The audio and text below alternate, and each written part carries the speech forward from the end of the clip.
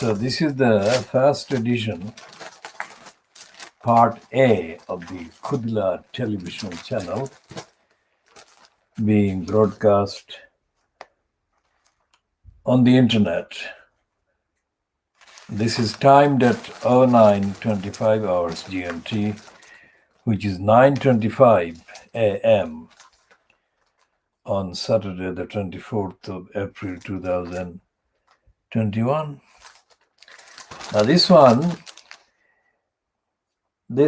is a reference to Dominic Cummings hitting back at the beginning of the disclosure, within quotation marks, let's say, by Boris Johnson about Cummings's obsession with sending texts that dominated the tabloid ends of Fleet Street yesterday, Friday. And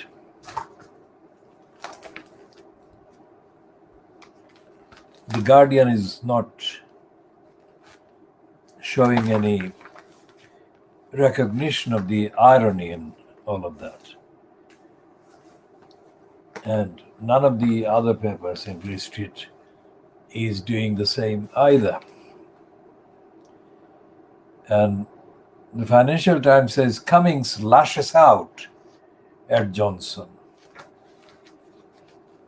Now these are newspapers that are telling lies, because instead of saying Cummings hits back or Cummings lashes out, they should be saying that Cummings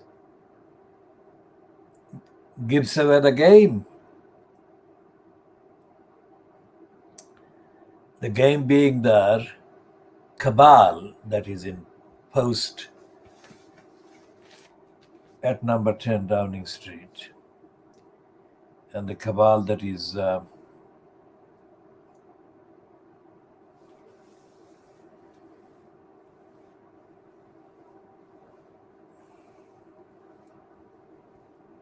represented in the so-called British Parliament.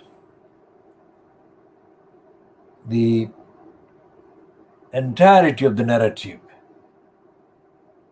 that Johnson kind of used in his lying, let's get Brexit done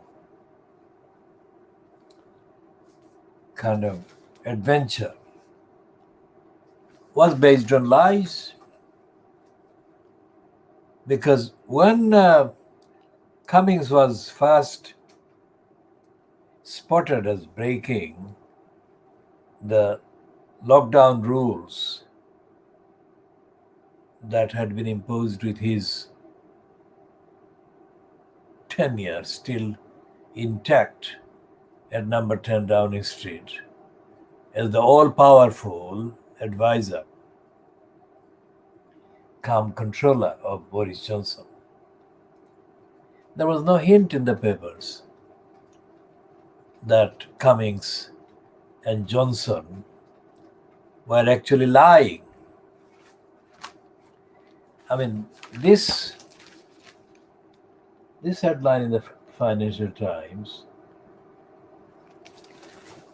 cannot be justified otherwise. I mean, if they were not lying, he could not start releasing information that the Fleet Street papers are now kind of splashing on. So they were lying at the time. And Fleet Street knew very well that they were lying. And Fleet Street colluded with the liars lying.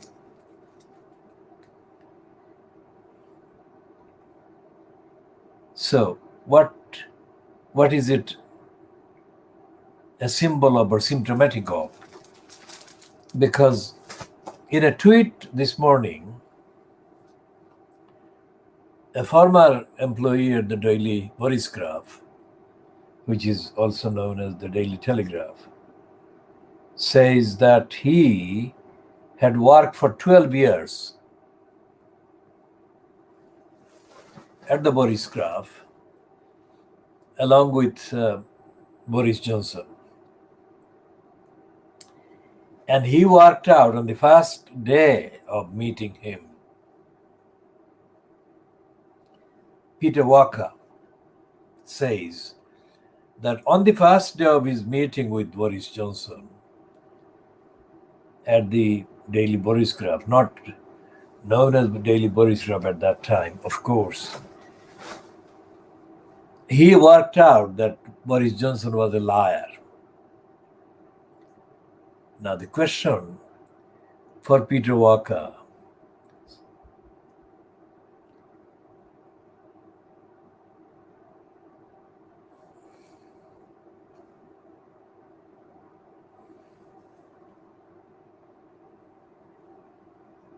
the questions include this one.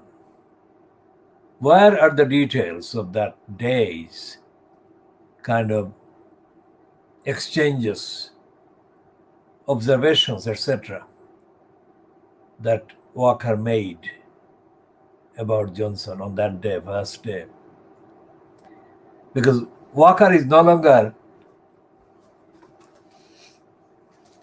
employed by the Borisgraph.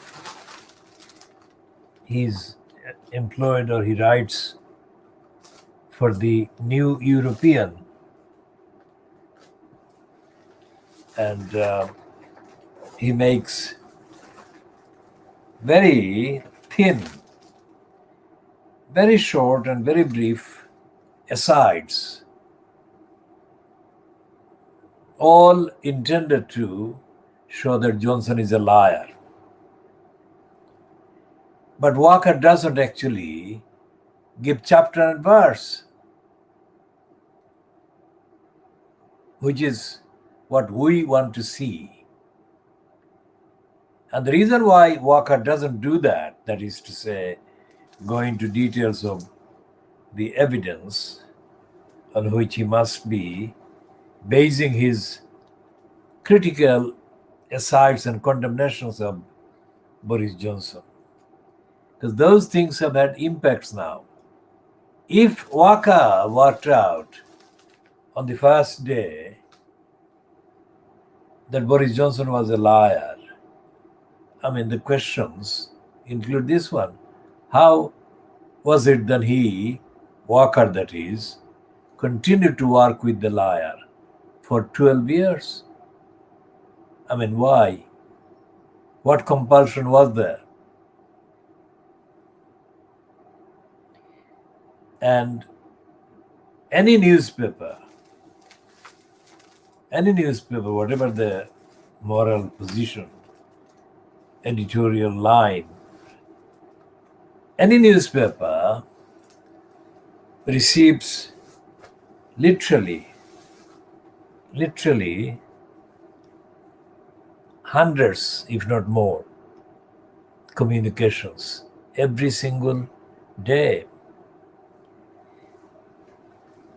relating to events, relating to agendas, relating to campaigns, and all the other stuff. And so many of the communications contain quite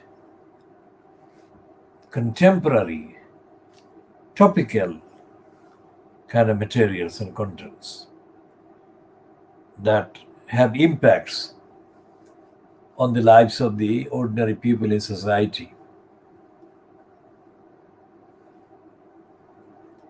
And yet, Peter Walker is not known as someone who has disclosed anything really original about Johnson or the Borisgraph or the 12 years that he was there working with or working alongside with Boris Johnson. So this raises and he says Today he says, another tweet by Peter Walker says that, and that is apparently about David Cameron. And Walker says that greed, let's see if I can find the Walker tweet of this morning.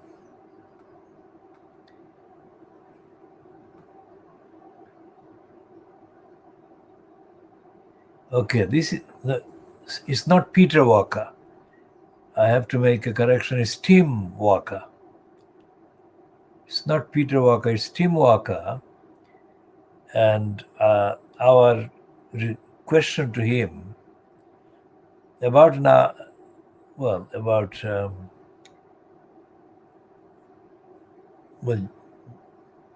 70 minutes ago was, so where is your account of that first day, Tim? And this was about Walker's tweet. For all that Cummings professes to be a genius, he has astonishingly slow reactions. I worked for 12 years with Johnson at the Telegraph. I came to this conclusion about him on the first day. Now, this is a kind of Tim Walker tweet in response to the Guardian article, which is Cummings hits back with astonishing attack on PM. Now, it's Tim Walker. It's not Peter Walker, it's Tim Walker. So apologies for that error that was completely unintended. Now, going back to the role of the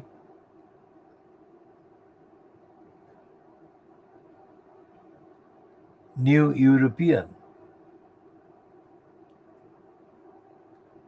which says that it was founded to oppose Brexit. But the New European, which carries Tim Walker and some other former employees of Fleet Street prominently and regularly, this was founded to oppose Brexit. But the narrative and the agenda and the contents and the imagery used by the New European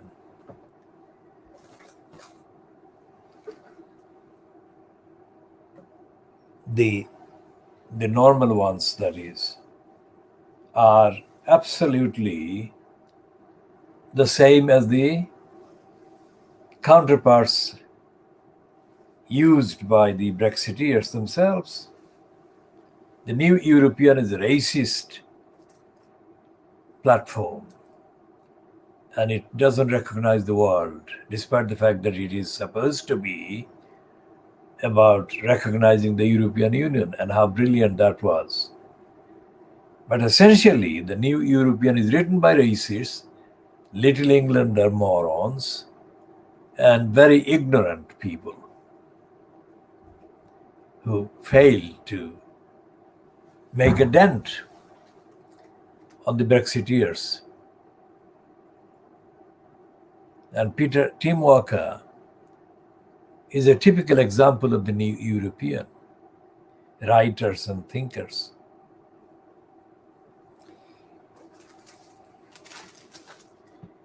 So what we have said there applies not only to Tim Walker, but it applies to all the others. including the very kind of suspiciously installed American black woman, Bonnie Greer. I mean, Bonnie Greer, she's from Chicago, she says, and I think she's married to a British politician, a white politician. And she's not as brazenly mentally deranged as Tony Sewer or Trevor Terrible Phillips, because she, Bonnie Greer that is, tries to, well, she's more like a Yasmin Ali Brown. Yasmin Ali Brown has repeatedly shown her trendiness in mentioning Benjamin Zephaniah as an intellectual giant, which is a fantasy, of course, because Zephaniah is not an intellectual giant of any description. But Yasmin Ali Brown, being artificial, cannot find a single incident, let alone any campaigner or writer or thinker from the Asian community or background. So her role models and her relationships have been with, relationship in terms of the claimed identity that she claims to have as an Asian, as a Muslim. She has no Muslim or Asian colleague or co-campaigner or co-writer or co-thinker that she acknowledges. She imitates the racist list of role models and examples, and like the racist kind of trendies, kind of promote the likes of Benjamin Zephaniah. She imitates them, and she refers to Benjamin Zephaniah with completely confected, fabricated, pretentious kind of devotion as a fan. So we've got Yasmin Ali Brown, Diane Abbott. Diane Abbott is the other one because, as we have said, Diane Abbott was launched in the 1980s as the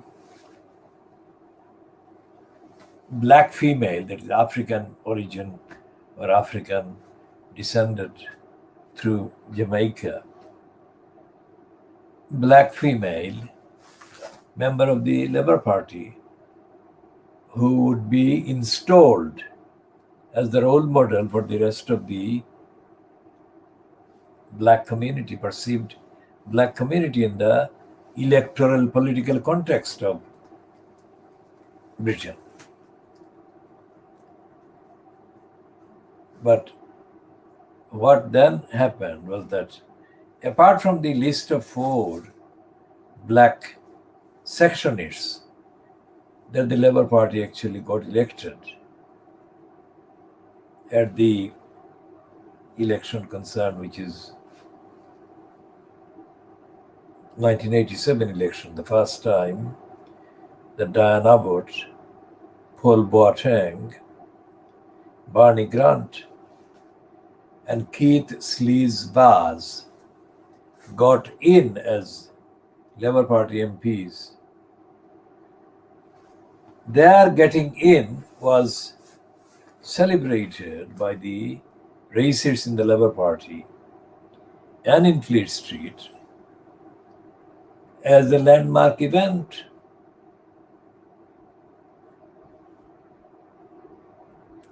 Now, our movement does not believe that that was a landmark event, because what she actually has done is to avoid any communication with or about the part of the community in the, let's say, African origin side of the black community in this country that is engaged in activities, campaigns, and actions against racism. And although her son, Diana Abbott's son, was conceived by her with a black man called Thomas, she has never mentioned her son's father in any shape or form except in a biological note, which is an indirect acknowledgement of his existence. And apart from the fact that she has a child with a black kind of partner, Diana Abbott's all her personal kind of appearances have been with white men. Now that is not just personal, it's political as well. The only time Diana Abbott has appeared as being involved with anything to do with the black side of the population, the electorate, the society, is when she has appeared as a kind of non-aligned, non-committed black celebrity or black kind of highly profiled black person. So based on that, it is impossible to suggest that Diana Abbott was being kind of politically active at any point of time as a black person, as one against racism. All the racists that she has been associating with in the context of racism and the Labour Party, all the racists that she has been openly promoting or showing herself being involved with, either politically or otherwise, have maintained their pretension about attacking her as shallow, stupid, and unacceptable. For example, the long-running appearances by Diana Abbott on the BBC, the two of the long-running associations. One has been Michael Portillo, and the other, of course, Jeremy Corbyn. And it was long after she became a kind of known political name as promoted by the black section racists. And everything Diana Abbott has done personally in terms of her appearing personally to complain that she has been trolled, she has been sent all kinds of obscenities, and so on.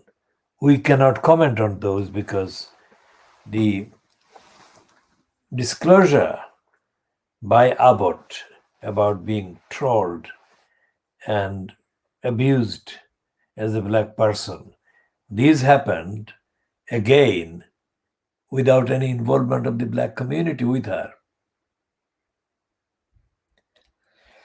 So what she says and what she's allegedly kind of reportedly is credited with saying or attributed as having said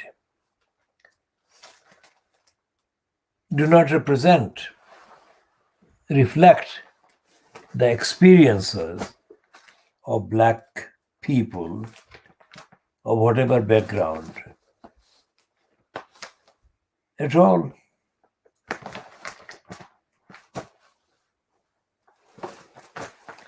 So what are we talking about?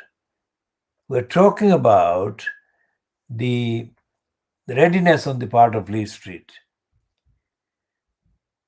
to refer to the likes of Diane Abbott as being victims of racism. But the reality is that Diane Abbott doesn't actually solidarize with any long-term, long-sustained campaign against racism. And so therefore, racism is not something that she has made any mention of in the time she has been a member of parliament.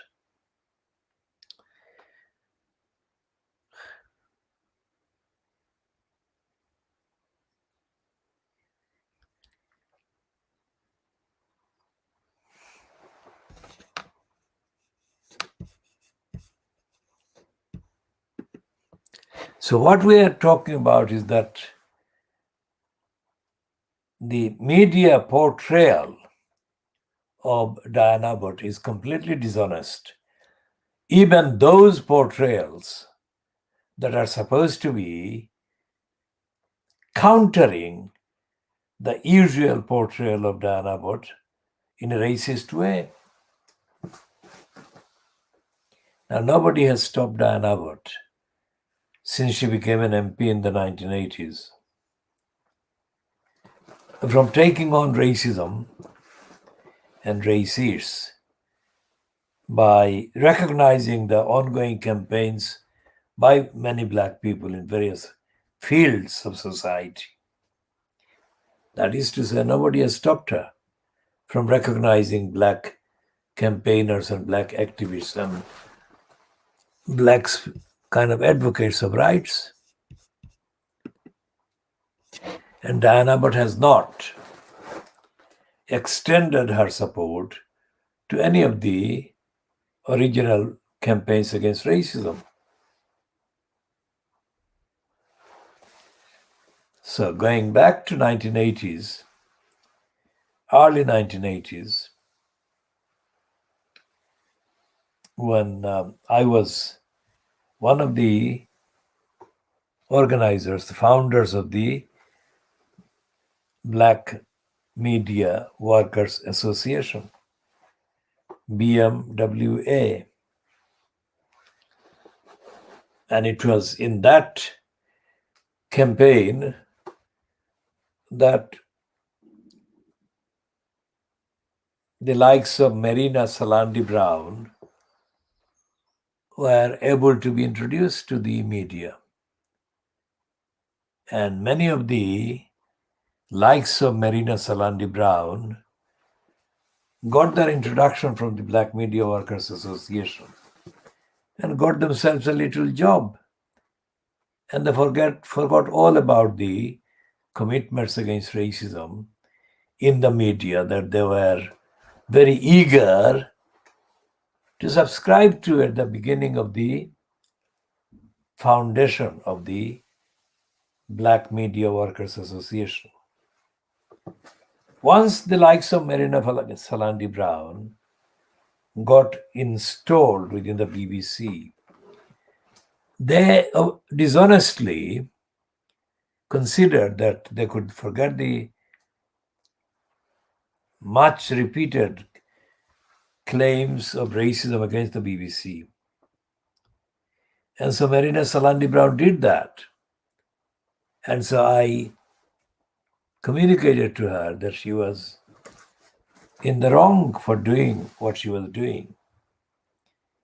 So instead of justifying her role and behavior and position, she had one of her line managers communicate to me in a way that suggested that my disagreement with Marina Salandi Brown was the same thing as my kind of addressing her as a woman, as if I was kind of making an approach to her as a woman. That was not the case. So she behaved like the racist white women, Sarah Beale in the TUC, and a number of Pakistani origin, Indian origin, and English white women whose writings and whose work and role I had evidentially challenged and questioned. So they accused me of making approaches to them. Absolutely never.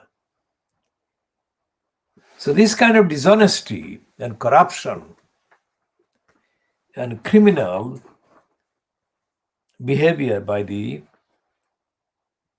likes of the Marina Salandi Brown exposes these people who got the jobs and build themselves careers directly resulting from the platforms that we gave them from the campaigning organization Black Media Workers Association. I never applied for any job or any preferment under that campaign or under any campaign that I have founded and effectively kind of organized and mobilized. So where do the Black community find the support to oppose racism? We're talking about the Black Lives Matter in the context of the institutional racism that Boris Johnson and his two stooges, Munira Mirza and Tory Sewer, have been part of denying the existence of. And the Black MP, Black African origin MPs that have been given hocus pocus, bogus ministerial spots by Boris Johnson. I mean, where is the Black Lives Matter, essentially? If all these black-skinned people talking about racism, deny the existence of racism, and attack the advocates against racism, then where is the Black Lives Matter in this country? There cannot be. Because these people are denying that Black Lives Matter because they're telling lies about the destruction by racism of so many black lives. Well, black is defined to include people of African origin, Asian origin, and including the people who came to the UK or whose parents came to the UK from the Caribbean islands. Now, we go back to Tower Hamlets, and there is a campaign. Supposedly, there is a campaign against the elected mayor that there will be a referendum And apparently, there is a campaign going on saying that people should vote no to the elected mayor system. I say apparently because searching the internet, it is very difficult to find any instance of genuine campaigns against the elected mayor system, genuine campaign for democracy in the council. And I remember that in 2010, those who claimed to be opposed to the mayor system and were Labour Party councillors and so on, claimed to be opposed to the referendum that was being held in 2010. And it turned out that after the so-called result was declared in favor of the mayor system, all these so-called campaigners against the system ceased to be campaigning against the mayor system. And as I have said before, one of the councillors at the time, Abbasuddin alias Halal, falsely claimed that he was against the mayor system. And as soon as the kind of result was announced, it became clear that he had been canvassing privately while the no to the mayor system campaign was ongoing.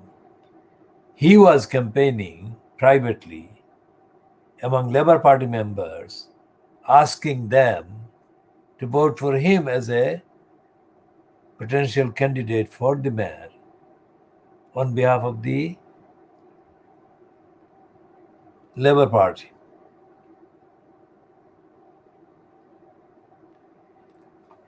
So, it is not possible to be certain that this time anyone who is expecting a no to the mayor system to be passed at the referendum will see that result. Not because the merit for the cause to abolish the mayor system is absent, but because the people, either as current councillors or former councillors, and thereby, in their minds, quote, leaders of the community, it is not certain that the vast majority of these people will not lie again. Well, I hope that the no side wins on the 6th of May. If it doesn't, then Tower Hamlets democracy is completely done for. Mayor system will never be possible to be removed.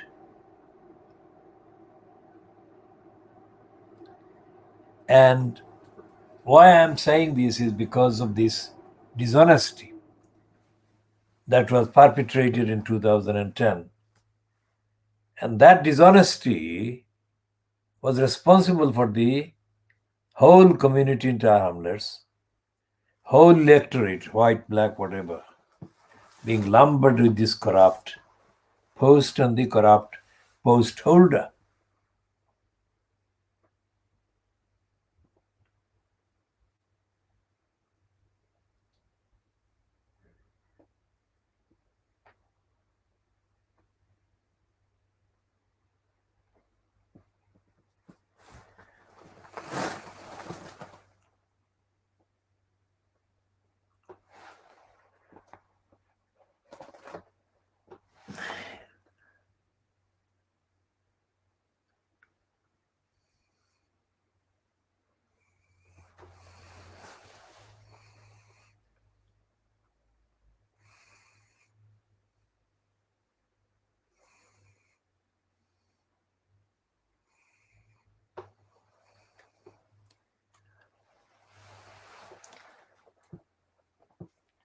Neither Lutfur Rahman, who was in post as the incumbent, quote, elected mayor from the last week of October 2010 until 23rd of April 2015, when he was ousted by Election Commissioner Richard Morey. He was in post for the calendar years, and it was during those years that the Bethnal Green schoolgirls were being indoctrinated, brainwashed, groomed, whatever. And there is no mention of these girls in anything that has been published in the name of the campaign that Lutfur Rahman is again taking part in, that is, for the retention of the mayor system. In the period that he was in post as mayor, Lutfur Rahman had people on his side, that were elected councillors. None of those councillors had any freedom to speak on behalf of the side on any issue. And that was one of the corrupt impacts and effects of the mayor system, because the mayor is not somebody that is held accountable for their behavior, accountable to the council or the community. In fact, the opposite is the case, that any mayor, if not opposed by significant numbers of elected councillors, they can gag and ban elected councillors.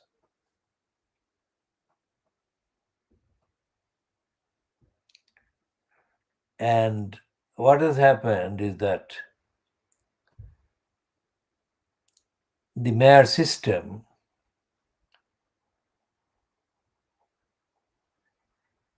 was never scrutinized by any of the councillors that supported Lutfur Rahman, nor by any of the cabinet members that were willing to let this lying claim remain on the record that they were cabinet members.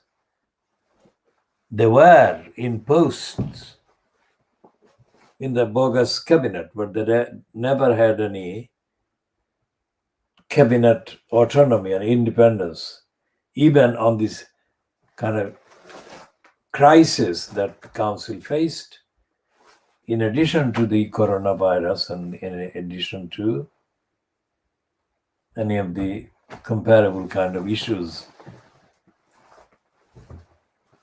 The period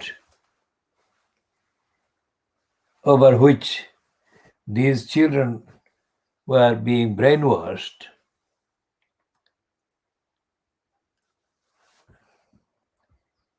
the evidence of Tower Hamlets Council's role about safeguarding these children is simply not available.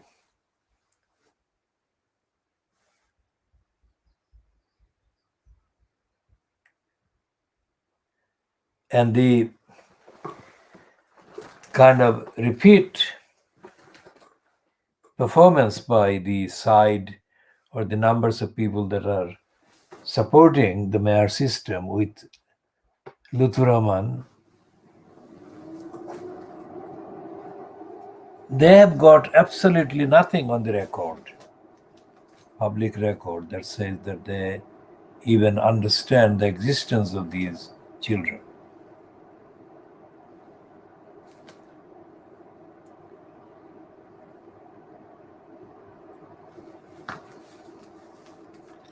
We shall be talking about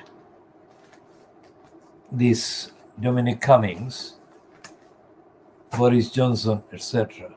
And we shall be returning to the updated diagnosis of the crooks that set up the Voice newspaper in order to stop my campaign against racism in the media in 1981. We shall be talking more about all of those